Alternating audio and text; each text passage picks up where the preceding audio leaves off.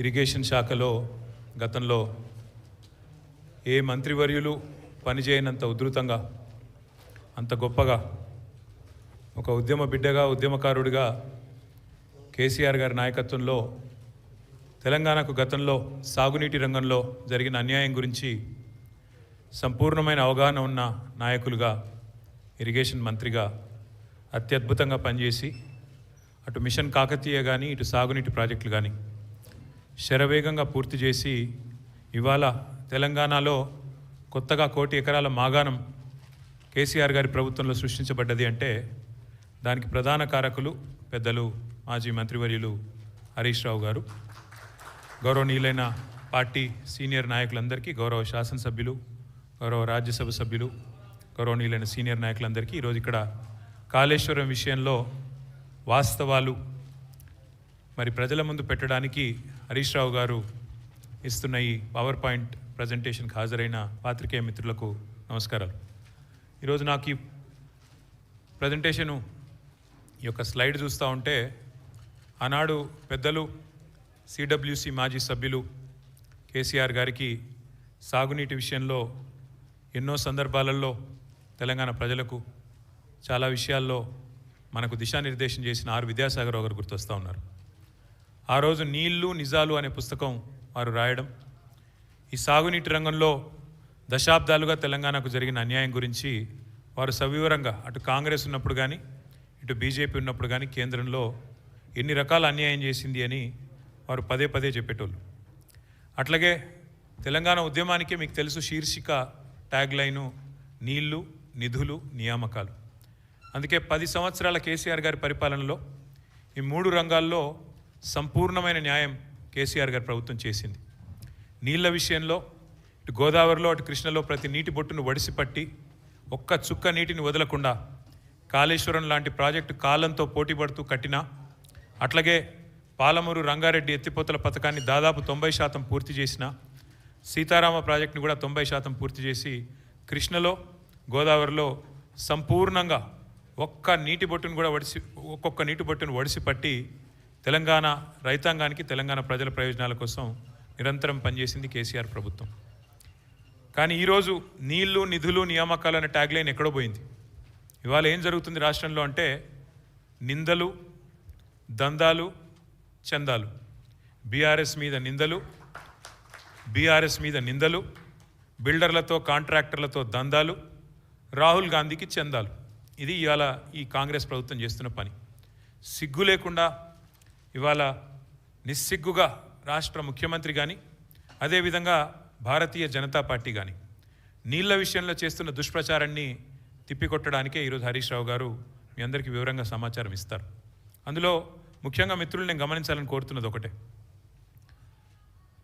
మార్బీ అనే ఒక గుజరాత్లో ఒక ప్రాంతంలో ఒక పెద్ద బ్రిడ్జ్ కూలిపోయి 140 మంది చచ్చిపోయినా ఏ ఎన్డీఎస్ఏ బోదు, ఎవడు బోడు, ఏ ఏజెన్సీ బోదు, 140 మంది చావులకు ఫలానా వాడు బాధ్యుడు అని ఒక బాధ్యతాయుతమైన ఏ ఏజెన్సీ మాట్లాడదు, కేంద్ర ప్రభుత్వం మాట్లాడదు, గుజరాత్ ప్రభుత్వం మాట్లాడదు. బీహార్లో 4 రోజులకు ఒకసారి ఒక్కొక్క బ్రిడ్జ్ కూలుతున్నా అడిగే నాతుడు లేడు. అదే తెలంగాణలో ఇక్కడ కాంగ్రెస్ ప్రభుత్వం ఉన్నప్పటికీ సుంకిశాల రిటైనింగ్ వాల్ కూలిపోయి 100 కోట్లు నష్టమైన ఎన్డీఎస్ఏ రాదు, ఎవడు రాడు. అట్లాగే ఎస్ఎల్బీసీ టన్నల్ వీళ్ళ అవినీతి కమిషన్ల కక్కుర్తితో అది నిజంగా మళ్ళీ తిరిగి రివైవ్ చేసే పరిస్థితి ఉందా లేదా అని కూడా సోయి లేకుండా, కనీసం ఆలోచన లేకుండా, ఇంగిత జ్ఞానం లేకుండా పూర్తి స్థాయిలో కుప్పగూలిపోయి 8 మంది చచ్చిపోయి దగ్గర 100 రోజులు దాటిపోయినా ఇప్పటి వరకు ఉత్తమ కుమార్ రెడ్డి మాట్లాడాడు, రేవంత్ రెడ్డి మాట్లాడాడు, కేంద్ర ప్రభుత్వంలో ఉన్న ఒక్క మంత్రి మాట్లాడాడు, ఎవరు బాధ్యత తీసుకున్న మనిషి లేడు. అట్లాగే వట్టెం పంప్ హౌస్ మునిగిపోయిన ఈ కాంగ్రెస్ ప్రభుత్వం వచ్చిన తర్వాత దాని గురించి మాట్లాడేటోడు లేడు. అట్లాగే పెద్దవాగు ఒకసారి కాదు 2 సార్లు కొట్టుకొని పోయిన ప్రాజెక్టు అడిగేవాడు లేదు. కానీ కాళేశ్వరం విషయంలో మాత్రం హరీష్ రావు గారు, కేసీఆర్ గారు 100 సార్లు చెప్పారు. కాళేశ్వరంలో 100 కంపోనెంట్లు ఉంటే ఒక్క కంపోనెంటు ఒక బ్యారేజ్, అందులో 3 బ్యారేజీలు, 19 రిజర్వాయర్లు, 21 పంప్ హౌజులు, 100 కిలోమీటర్ల సొరంగ మార్గాలు, 1000 కిలోమీటర్ల ప్రవాహ కాలువలు ఉన్నాయి, 100 కంపోనెంట్లు ఉన్నాయి.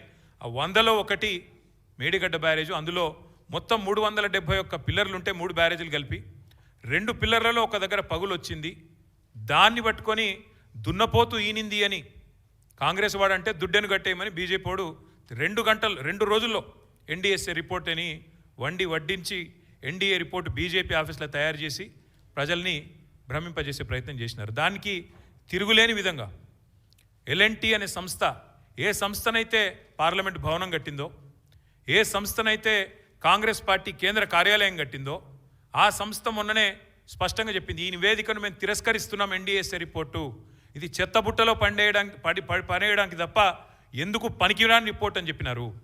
అట్లాగే ఆ సంస్థనే, ఏ సంస్థనైతే నేను అడుగుతున్నా రేవంత్ రెడ్డిని, ఏ సంస్థనైతే మేడిగడ్డ బ్యారేజ్ కట్టిందో ఆ సంస్థ నిజంగానే పనికిరాందైతే మరి కాంగ్రెస్ పార్టీ కార్యాలయం కూడా ఆ సంస్థతో ఎందుకు కట్టించినామని నేను అడుగుతా ఉన్నా. కాంగ్రెస్ పార్టీ కార్యాలయం కూడా తెలంగాణకి వెళ్ళిపోయిన మూటలతోనే కట్టిరు మీరు, అందరికి తెలుసు అది. అందుకే మేము అనేది ఇవాళ వాస్తవాలు తెలియజెప్పడానికి, తెలంగాణలో జరుగుతున్న దుష్ప్రచారం 2 పార్టీలు ఒకటై కాంగ్రెస్ బీజేపీ కుమ్మక్కై ఇవాళ దున్నపోతు ఈనిందని ఒకడంటే దుడ్డెను కట్టేమని ఇంకోటి అన్నట్టుగా ఇద్దరు ఒకటై నీళ్ళిచ్చిన కేసీఆర్ మీద, నీళ్ళిచ్చి కన్నీళ్లు తుడిచిన కేసీఆర్ ప్రభుత్వం మీద అభాండాలేసే ప్రయత్నం ఏదైతే చేస్తున్నారో, కమిషన్ పేరిట ఏదైతే నాటకాలు ఆడుతున్నారో ఆ విషయంలో వాస్తవాలు బట్టబయలు చేయడానికే ఇవాళ హరీష్ రావు గారిని నేనే కోరినా. మీరు దయచేసి చెప్పాలి, మీరు ఎందుకంటే మీకున్న అనుభవం ఎవరికీ లేదు. కానీ ఇది ఈ పరంపరలో మొదటిది ఈరోజు ఈ మీటింగ్. నేను హరీష్ రావు గారిని కోరుతా ఉన్నా, ఇక్కడే కాదు, నేను మొన్ననే డాలస్లో తర్వాత లండన్లో చాలామంది ఎన్ఆర్ఐ మిత్రులను కలిసిన వాళ్ళందరూ అంటున్నారు, అన్న మాకు కూడా చెప్పండి వివరాలు, మాకు కూడా చెప్పండి విషయాలు, మాకు కూడా చెప్తే మేము కూడా సోషల్ మీడియాలో